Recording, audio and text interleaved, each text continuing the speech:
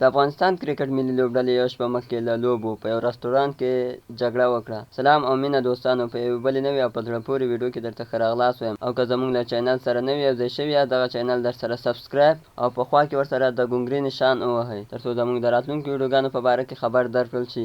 موږ هره ورځ تاسو ته د کرکټ نوې او تازه مطالع خپروو. د انګلستان او افغانستان له سیالۍ وړاندې افغان لوبغاړو په یو رستورانت کې د یو نامعلوم کس سره جګړه وکړه. د راپورونو له مخې پرون دوشنبې د جون میاشتې پر 18مه نیټه د شپې پر 11 بجو او 15 دقیقو باندې هغه رستورانت ته پولیس راوغوښتل شو چې یو ناڅرګند کس له یو افغان لوبغاړي سره د یو عام کس چې د دوی ویډیو یې جوړوله شخړه وکړه. د انګلستان او افغانستان ترمنځ چې کومه سیالۍ ول، په همغه شپه دغه پیښه رامنځته شوه.